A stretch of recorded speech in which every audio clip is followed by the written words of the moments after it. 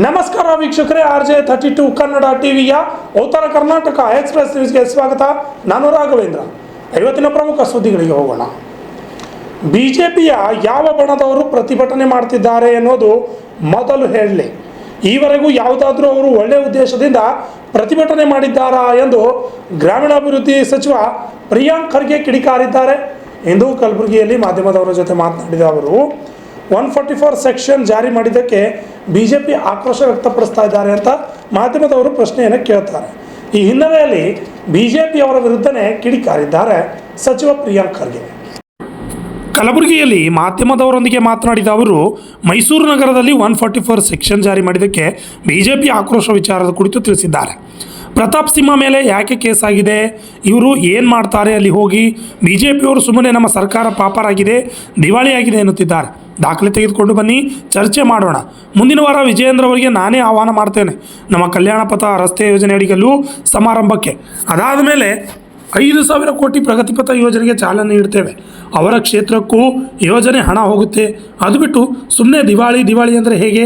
ದಿವಾಳಿಯಾಗಿರೋದು BJP ಪಕ್ಷ. ಅವರ ನಾಯಕತ್ವದಲ್ಲಿ BJP ಉದ್ಧಾರ ಆಗೋಲ್ಲ. ಸಾಲ ಮಾಡಿ ತುಪ್ಪ ತಿಂದವರು ಅವರು ಎಂದು ಕಿಡಿಕಾರಿದ್ರು. ಇನ್ನು ನಮ್ಮ ಕಂಡಕ್ಟರ್ ಮೇಲೆ ಮಹಾರಾಷ್ಟ್ರದ್ದು ಹಲ್ಲೆ ಮಾಡಿದ್ದು ತಪ್ಪು. ನಾನು ಅದನ್ನು ಖಂಡಿಸುತ್ತೇನೆ. ಮಹಾರಾಷ್ಟ್ರ ಕೇಂದ್ರದಲ್ಲಿ BJP ಸರ್ಕಾರವಿದೆ, ಡಬಲ್ ಇಂಜಿನ್ ಸರ್ಕಾರ ಅಲ್ವಾ? ಸಮಸ್ಯೆ ಬಗೆಹರಿಸಲಿ. ನಾನು ನಮ್ಮ ನೆಲ, ಜಲ, ಗಡಿ ವಿಷಯದಲ್ಲಿ ಭದ್ರಾಗಿದ್ದೇವೆ ಎಂದರು. BJPಯವರು ನನ್ನ ರಾಜೀನಾಮೆ ಎಷ್ಟು ಬಾರಿ ಕೇಳಿದ್ದಾರೆ. ಕಲಬುರಗಿಯಲ್ಲಿ ನಡೆದ ಹೋರಾಟಕ್ಕೆ ವಿಜೇಂದ್ರ ಯಾಕೆ ಬರಲಿಲ್ಲ? ನನ್ನ ಅವರ ಮಧ್ಯೆ ಯಾವ ಒಳ ಒಪ್ಪಂದವೂ ಇಲ್ಲ. ಆದರೆ ಅದನ್ನು ಬಹಿರಂಗಪಡಿಸಿ ಅವರ ಬಗ್ಗೆ ಅತಿ ಹೆಚ್ಚು ಮಾತನಾಡೋದೇ ನಾನು ಎಂದರು. ರಾಜ್ಯ ಸರ್ಕಾರದ ಬಗ್ಗೆ ಮಾತನಾಡೋಕ್ಕೆ ಹೇಸಿಗೆ ಬರುತ್ತೆ ಅನ್ನೋ HDK ಹೇಳಿಕೆ ವಿಚಾರದ ಕುರಿತು ಕೆಂಡ ಕಾರಿದ ಅವರು, ಅವರಿಗೆ ಮಾತನಾಡಿ ಅಂತ ನಾವು ಹೇಳಿದ್ದೀವ ಅಥವಾ ಪ್ರಬಂಧ ಬರೆದು ಕುಡಿ ಎಂದು ಕೇಳಿದ್ದೀವ? ಹೇಸಿಗೆ ಮಾಡಿದ್ದು ಅವರು, ಮನೆ ಮಕ್ಕಳು ನಾವಲ್ಲ ಎಂದು ಇದೇ ವೇಳೆ HDK ವಿರುದ್ಧವೂ ಕೂಡ ಪ್ರಿಯಾಂಕ್ ಖರ್ಗೆ ಕಿಡಿಕಾರಿದ್ದಾರೆ. 144 ಹಾಕಿದ್ರೆ ನಮಗೆ ಪ್ರೊಟೆಸ್ಟ್ ಮಾಡೋಕ್ಕೂ ಅವಕಾಶ ಕೊಡ್ತಿಲ್ಲ ಅಂತ ನೋಡಿ. ಯಾವ ಬಡ ಬಿಜೆಪಿ ಪ್ರೊಟೆಸ್ಟ್ ಮಾಡ್ತಾ ಇರೋದು? ಅದೇ ರೀತಿ ಬಿಜೆಪಿ ಯಾವ ಬಡ ಪ್ರೊಟೆಸ್ಟ್ ಮಾಡ್ತಾ ಇರೋದ್ರಿ? ಅದು ನನ್ಗೆ ಕ್ಲಾರಿಟಿ ಕೊಡಿ. ವಕ್ಫ್ದು ಒಂದು ಬಡ ಮಾಡ್ತಾರೆ ಅಂತ ಹೇಳಿದ್ರು, ಮಾಡಿಲ್ಲ. ಇನ್ನ ಒಂದು ಯಾವುದೋ ಬೇರೆ ದರ ಏರಿಕೆ ಬಗ್ಗೆ ಮಾಡ್ತೀರಂತೂ ಮಾಡಿಲ್ಲ. ಈಗ ಉದಯಗಿರಿ ಬಗ್ಗೆನೂ ಮಾಡ್ತಾ ಇದ್ದಾರೆ ಅಂತ. ಯಾವ್ದು ಬಣದ ಪ್ರೊಟೆಸ್ಟ್ ಇದೆ ಅಂತ ಗೊತ್ತಾದ್ರೆ ನಾವು ಹೇಳ್ಬೋದು. ರಿಯಾಕ್ಷನ್ ಬೇರೆ ಇಲ್ಲ, ಅದು ಅಧಿಕೃತ ಬಿಜೆಪಿನ ಅನಧಿಕೃತ ಬಿಜೆಪಿನ ಗೊತ್ತಾದ್ರೆ ಅದ್ರ ತಕ್ಕಂಗೆ ಸೆಕ್ಷನ್ ಹಾಕಿರ್ಬೋದು. ಆಮೇಲೆ ಬಿಜೆಪಿ ಅವರು ಬಹಳ ಸ್ಪಷ್ಟವಾಗಿ ಹೇಳಿಕ್ಕೆ ನಾನು ಬಯಸ್ತಾ ಇದ್ದೀನಿ, ಅಲ್ಲಿ ಹೋಗ್ತಾ ಇರೋದೇನಕ್ಕೆ? ಅಲ್ಲಿ ಈಗ ಎಲ್ಲ ಆದ್ಮೇಲೆ ಹೋಗ್ತಾ ಇರೋದೇನಕ್ಕೆ? ಈಗ ಮೊನ್ನೆ ತಾನೇ ಪ್ರತಾಪ್ ಸಿಂಹ ಅವ್ರ ಮೇಲೆ ದ್ವೇಷದ ಭಾಷಣ ಮಾಡಿದ್ದಾರೆ ಅಂದ್ಬಿಟ್ಟು ಕೇಸ್ ಆಗಿದೆ. ಇವ್ರ ಉದ್ದೇಶ ಏನಿದೆ? ಕರ್ನಾಟಕದಲ್ಲಿ ಕಾನೂನು ಸುವ್ಯವಸ್ಥೆ ಹಾಳು ಮಾಡಬೇಕಂತ ದುರುದ್ದೇಶದಿಂದನೇ ಇವರೆಲ್ಲ ಮಾಡ್ತಾ ಇರೋದು. ಕಾನೂನು ಪಾಲನೆ ಮಾಡೋಕ್ಕೇನಿದೆ ಅವರಿಗೆ? ಸೆಕ್ಷನ್ 144 ಇದೆ ಅಂದರೆ ಪಬ್ಲಿಕ್ ಅವೇರ್ನೆಸ್ಗೋಸ್ಕರ ಜಾಥಾ ಏನು ಅವೇರ್ನೆಸ್ ಮಾಡ್ತಾ ಇದ್ದಾರೆ? ಪಬ್ಲಿಕ್ ಅವೇರ್ನೆಸ್ ಮಾಡೋದು ಯಾವ್ದ್ರ? ಪಬ್ಲಿಕ್ ಅವೇರ್ನೆಸ್ ನಿಜವಾಗ್ಲೂ ಬಿಜೆಪಿ ಏನಾದರೂ ಮಾಡಬೇಕಂದ್ರೆ ಕೇಂದ್ರ ಸರ್ಕಾರ ಏನು ಕನ್ನಡಿಗರಿಗೆ ಅನ್ಯಾಯ ಮಾಡ್ತಾ ಇದ್ರೆ ಅದ್ರ ಬಗ್ಗೆ ಅವೇರ್ನೆಸ್ ಮಾಡಿ. ಹೋಗಿ ಕೇಂದ್ರ ಸರ್ಕಾರದಲ್ಲಿ ಮಹಾರಾಷ್ಟ್ರ ಸರ್ಕಾರ ಏನು ಕನ್ನಡಿಗರ ಮೇಲೆ ದೌರ್ಜನ್ಯ ಮಾಡ್ತಾ ಇದ್ರೆ ಅದ್ರ ಬಗ್ಗೆ ಅವೇರ್ನೆಸ್ ಮಾಡಿ. ಇದ್ರ ಬಗ್ಗೆ ಅವೇರ್ನೆಸ್ ಏನು ಅವಶ್ಯಕತೆ ಇಲ್ಲ. ಯಾರಿಗೆ ಎಸ್ಕಾಂನವರು ನೋಟಿಸ್ ಜಾರಿ ಮಾಡಿದ್ದಾರೆ, ಒಂದು ವೇಳೆ ಗೃಹಜ್ಯೋತಿ ಹಣ ಏನಾದರೂ ಸರ್ಕಾರ ಕಟ್ಟಿಲ್ಲ ಅಂದರೆ ಜನ ಕಟ್ಟಬೇಕು ಅಂತ ಹೇಳಿ. ನೋಡಿ, ಅದು ಯಾವುದು ನನಗೆ ಗೊತ್ತಿಲ್ಲ, ಅದ್ರ ಬಗ್ಗೆ ಹೆಚ್ಚು ಮಾಹಿತಿ ಇಲ್ಲ. ESCOM is a corporation. ಏನು ಈ ಯೋಜನೆ ಇದೆ, ಕಾರ್ಪೊರೇಷನ್ ಅನುಷ್ಠಾನ ಆಗುತ್ತೆ, ಸರ್ಕಾರ ಅದು ಪಾವತಿ ಮಾಡುತ್ತೆ. ಜನರು ಯಾಕೆ ಇಲ್ಲ, ಯಾರು ಅದು ಕೊಟ್ಟಿದ್ದಾರೆ ನನಗೆ ಸಂಪೂರ್ಣವಾದಂಥ ಮಾಹಿತಿ ಇಲ್ಲ ನನಗೆ. ಆದರೆ ಏನೇ ಇದ್ರೂ ಸರ್ಕಾರನೇ ಭರಿಸ್ಬೇಕು. ಇಟ್ಸ್ ಏನೋ guarantee by the government, not by the ESCOM. ಎಸ್ಕಾಂದವ್ರು ಯಾರೋ ಏನೋ ಮಾಡಿರ್ತಾರೆ ಅಂತ ಅದಕ್ಕೆಲ್ಲ ನಾವು ಗಮನ ಕೊಡೋದ ಅವಶ್ಯಕತೆ ಇಲ್ಲ. ಎಸ್ಕಾಮಿಂದ ಏನಾಗ್ತಾ ಇದೆ ಅದನ್ನು ಪಾವತಿ ಮಾಡೋದು ನಮ್ಮ ಜವಾಬ್ದಾರಿ ಆಗುತ್ತೆ. ವಿಜೇಂದ್ರ ಅವ್ರ ದಿವಾಳಿ ಆಗಿದೆ. ಫಸ್ಟ್ ಅವ್ರ ಏನು ದಿವಾಳಿತನ ಅವ್ರ ಪಾರ್ಟಿನಲ್ಲಿದೆ ಅದ್ರ ಬಗ್ಗೆ ಮಾತಾಡಲಿ. ಕೇಂದ್ರದಿಂದ ಆಗ್ತಾ ಇರುವಂಥ ಅನ್ಯಾಯ ಏನಿದೆ ನಮ್ಮ ರಾಜ್ಯಕ್ಕೆ ಅದ್ರ ಬಗ್ಗೆ ಮಾತಾಡಲಿ. ಸುಮ್ಮನೆ ಪಾಪರ್ ಸರ್ಕಾರ, ಆ ಸರ್ಕಾರ, ಈ ಸರ್ಕಾರ ಅಂತ ಹೇಳ್ತಾ ಇದ್ದಾರಲ್ಲ. ಇನ್ನೇನು ಮುಂದಿನ ಶನಿವಾರ ಬರಲಿ, ಅವರಿಗೂ ಆಹ್ವಾನ ಮಾಡ್ತೀನಿ. ಕಲ್ಯಾಣ ಕರ್ನಾಟಕ ವತಿಯಿಂದ, ಬೋರ್ಡ್ ವತಿಯಿಂದ 1,000 ಕೋಟಿ ರೂಪಾಯಿದು ಕಲ್ಯಾಣ ಪಥ ಉದ್ಘಾಟನೆ ಆಗ್ತಾ ಇದೆ. ಇನ್ನು 1 ತಿಂಗಳು ಆದಮೇಲೆ ಪ್ರಗತಿ ಪದ 5,000 ಕೋಟಿನಲ್ಲಿ ನಾವು ಅನುಷ್ಠಾನಕ್ಕೆ ತರ್ತಾ ಇದ್ದೀವಿ. ಬರಲಿ, ಅವರು ಬರಲಿ. ಅವ್ರ ಕಾನ್ಸ್ಟಿಟ್ಯೂನ್ಸಿಗೂ ಕೊಡ್ತಾ ಇದ್ದೀವಲ್ಲ ದುಡ್ಡು.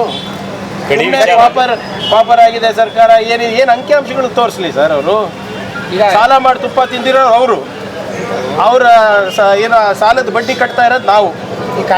ಗಡಿ ವಿಚಾರದಲ್ಲಿ ಅನಗತ್ಯ ಗೊಂದಲಾಗ್ತಾ ಇದೆ. ಮಹಾರಾಷ್ಟ್ರದಲ್ಲಿ ಕಂಡಕ್ಟರ್ ಗಡಿ ವಿಚಾರ ಕಂಡಕ್ಟರ್ ಮೇಲೆ ಹಲ್ಲೆ ಆಯ್ತು, ಬಸ್ಗೆ ಬೆಂಕಿ ಹಚ್ಚಿದ್ರು. ನೋಡಿ, ನಾವಂತೂ ಅದನ್ನ ಖಂಡಿಸ್ತೀವಿ. ಬೆಳಗಾವಿ ಬಗ್ಗೆ ಯಾರು ಪುಂಡಾಟಿಕೆ ಮಾಡೋ ಅವಶ್ಯಕತೆ ಇಲ್ಲ. ಭಾಳ ಸ್ಪಷ್ಟವಾಗಿ ನಾವು ಸಂದೇಶ ಮಹಾರಾಷ್ಟ್ರದವರಿಗೂ ಹೇಳಿದ್ವಿ, ಕೇಂದ್ರ ಸರ್ಕಾರದವರಿಗೂ ಹೇಳಿದ್ವಿ. ಈಗ ಮಹಾರಾಷ್ಟ್ರದಲ್ಲಿ ಅವ್ರ ಸರ್ಕಾರ, BJP ಅವ್ರ ಸರ್ಕಾರ ಇರೋದು, ಕೇಂದ್ರದಲ್ಲೂ ಅವ್ರದ್ದೇ ಸರ್ಕಾರ ಇರೋದು. ಡಬಲ್ ಇಂಜಿನ್ ಸರ್ಕಾರಗಳು ಮಾತಾಡ್ಕೊಂಡು ಹೇಳಿ ಹೀಗೆಲ್ಲ ಮಾಡಬಾರ್ದು ಅಂತ. ಯಾವುದು ಮಾಡಿದವ್ರು ಎಲ್ಲ ಯಾರೇ ಇರ್ಬೋದು ರೀ. ಕರ್ನಾಟಕದ ನೆಲ ಜಲ ವಿಚಾರ ಬಂದಾಗ ಅವೆಲ್ಲ ಏನೂ ಇಲ್ಲ. ನಮಗೆ ಕ್ಲಿಯರ್ ಮ್ಯಾಂಡೇಟು, ಜನರು ನಮ್ಮ ಗಡಿಯನ್ನು ಸಂರಕ್ಷಣೆ ಮಾಡೋಕ್ಕೆ ಕೊಟ್ಟಿದ್ದಾರೆ. ಕನ್ನಡಿಗರಿಗೆ ಉದ್ಧಾರ ಆಗಬೇಕಂತ ಮಾಡೋಕ್ಕೆ ಕೊಟ್ಟಿರೋದು ನಮ್ಗೆ ಮ್ಯಾಂಡೇಟ್. ಈಗ ಮತ್ತೆ ಶಿವರಾತ್ರಿ ಬಂತು, ಆಳಂದಲ್ಲಿ ರಾಘವ ಚೈತನ್ಯ ಶಿವಲಿಂಗ ಪೂಜೆ ಸಲ್ಲಿಸಂಥದ್ದು. ನೋಡಿ, ಕಾನೂನು ಎಲ್ಲರಿಗೂ ಅನ್ವಯಿಸ್ತದೆ, ಅದು ಯಾವನೇ ಇರಲಿ, ಆಯಿತಾ? ಇಲ್ಲ, ಈ ಬಾರಿ ಅನುಮತಿ ಏನಾದರೂ ಕೊಡ್ತೀರಾ ಅಂತ? ನಾನಲ್ಲ, ಕೋರ್ಟ್ ಕೊಡಬೇಕಲ್ಲ. ಕೋರ್ಟ್ನಲ್ಲಿ ಇದೆ ಅಲ್ವಾ ಮ್ಯಾಟರ್. ನಾವು ಏನೇನು ಸಬ್ಮಿಟ್ ಮಾಡಬೇಕು ಕೋರ್ಟಿಗೆ ಸಬ್ಮಿಟ್ ಮಾಡಿದ್ದೀವಿ. ಕೋರ್ಟ್ ಏನು ಹೇಳಿದ್ರೆ ಡೈರೆಕ್ಷನ್ ಹಿಂದೆನೂ ಪಾಲನೆ ಆಗಿದೆ, ಮುಂದೆನೂ ಪಾಲನೆ ಆಗುತ್ತೆ. ಆದರೆ ಕಾನೂನನ್ನು ಕೈಗೆ ತಗೊಂಡು ಹೋದರೆ ಅದರದ್ದು ಪ್ರತಿಫಲ ಇದೆ. ಹೌದು, ಅವ್ರಿಗೆ ಅಷ್ಟೇ ಇರೋದು. ಅವರೇ ತಾನೇ ಯಾವಾಗಲೂ ನೋಡಿ, ಅವರೇ ಕಾನೂನು ಉಲ್ಲಂಘನೆ ಜಾಸ್ತಿ ಮಾಡ್ತಾ ಇರೋದಲ್ಲ.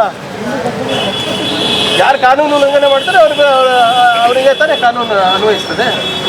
ಇನ್ನೊಂದು ಉದ್ಯಾನವನದ ಬಗ್ಗೆ ಸ್ವಲ್ಪ 23/2 ನೋಡಿ, ಲೀಗಲ್ ಆಗಿ ಮಾಡಿದ್ರು ಪ್ರಾಬ್ಲಮ್, ಇಲ್ಲಿಗಲ್ ಮಾಡಿದ್ರೆ ತಾನೇ ಸುದ್ದಿ ಆಗೋದು.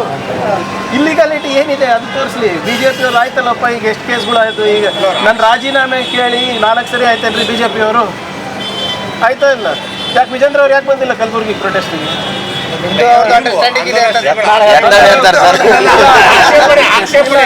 ನೀವು ನಂಬ್ತೀರಾ? ವಿಜೇಂದ್ರ ಅವ್ರು ಹೇಳ್ಬಿಡ್ಲಿ ಪ್ರಿಯಾಂಕರ್ಗೆ ಜೊತೆ ಅಂಡರ್ಸ್ಟ್ಯಾಂಡಿಂಗ್ ಇದೆ. ವಿಜೇಂದ್ರ ಅವ್ರ ಬಗ್ಗೆ ಇರ್ಬೋದು, ಏನೇ ಫ್ಯಾಕ್ಟ್ ಇಸ್ ಫ್ಯಾಕ್ಟ್. ಅವರ ಅಫಿಡವಿಟ್ ಬಗ್ಗೆ ಯಾರು ರೇಸ್ ಮಾಡಿದ್ರಿ? ಯಡಿಯೂರಪ್ಪ ಅವ್ರ ಪಾಕ್ಸ್ಕೋ ವಿಚಾರ ಬಗ್ಗೆ ಯಾರು ರೇಸ್ ಮಾಡಿದ್ರಿ?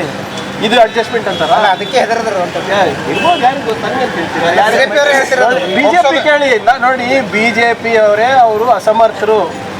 ಅವ್ರ ನಾಯಕತ್ವದಲ್ಲಿ BJP ಉಳಿಯಲ್ಲ, ಯಡಿಯೂರಪ್ಪ ಅವ್ರು ಯಾವ ಸ್ಟೇಜು ಹತ್ತಬಾರ್ದು ಅಂತ BJP ಅವ್ರು ಹೇಳಿದ್ದು. BJP ಅವ್ರ ಪ್ರಶ್ನೆಗೂ ನಾನೇ ಉತ್ತರ ಕೊಡ್ಬೇಕಂದ್ರೆ ಹೆಂಗೆ ಸರ್? ನಂದು ಕೇಳಿ ನಾನು ಹೇಳ್ಬೋದು.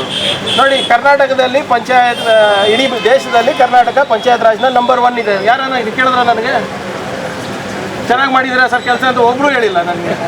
ಬರೇ ಯಾವನೋ ಸ್ವಾಮೀಜಿ ಅಂತ, ಇವ್ರು BJP ಅಂತ, ಇವ್ರು ಬಿಟ್ಟು ಬೇರೆ ಏನು ಕೆಲಸ ಇಲ್ಲ ಪರಿಹಾರ ಕೊಡಬೇಕು. ನೋಡ್ಲಿ, ಮತ್ತೊಮ್ಮೆ ಉಚ್ಚಾರ ಮಾಡ್ತಾ ಇದ್ದೀನಿ, ನೆಟ್ಟೆ ರೋಗ ಅಲ್ಲ ಅದು. ಏನು ಡೀಪ್ ರಾಟ್ ಅಂತ ಏನು ಹೇಳ್ತಾರೆ ಅದು ನೋಡಿ, ಅಂಡ್ರೇಜ್ ಯಾರು ಇನ್ಶೂರೆನ್ಸ್ ಒಳಗಾಗಿಲ್ಲ ಅವ್ರಿಗೆ ಮಾತ್ರ ತೊಂದರೆ ಆಗ್ತಾ ಇದೆ. ಇಲ್ದಿರ ಆಗಲೇ 76 ಕೋಟಿ ರೂಪಾಯಿ ಇನ್ಶೂರೆನ್ಸನ್ನು ನಾವು ಕೊಡಿಸಿದ್ದೀವಿ. ಬೀದರಿಗಾಗಿಲ್ಲ, ರಾಯಚೂರಿಗಾಗಿಲ್ಲ, ಯಾದಗಿರಿಗಾಗಿಲ್ಲ. ಇಲ್ಲಿ ನಾವು ಬೆನ್ನಿಂದ ಬಿದ್ದು ವಿ ಹ್ಯಾವ್ ಎನ್ಶೋರ್ಡ್ ನಮ್ಮ ರೈತರಿಗೆ ಅನ್ಯಾಯ ಆಗಲಾರ್ದಂಗೆ ನೋಡ್ಕೊಂಡಿದ್ದೀವಿ. ಮತ್ತೆ ಪ್ರೋತ್ಸಾಹ ಧನ ಕೊಟ್ಟಿದ್ದೇವೆ. ಸೊ ಇದನ್ನ ಏನಿದೆ ನೋಡೋಣ, ಯಾರು ಅನ್ಇನ್ಶೋರ್ಡ್ ಇದ್ದಾರೆ ರೈತರು, ಅದ್ರ ಬಗ್ಗೆ ನೋಡೋಣ.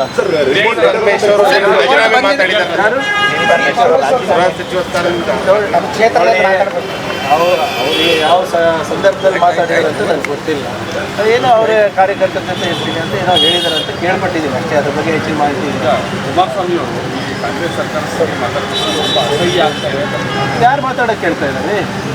ನಿಮ್ಗೆ ಅಸಹ್ಯ ಆಗ್ತಾಯಿದೆ, ಯಾರು ಮಾತಾಡೋಕ್ಕೆ ಕೇಳ್ತಾ ಇದ್ದಾರೆ ಹೇಳಿ? ನಾವೇನಾದರೂ ಹೋಗಿ ಕೇಳಿದೀವ ಕಾಂಗ್ರೆಸ್ ಪಕ್ಷದ? Bureau report RJ32 Kannada news Kalaburagi.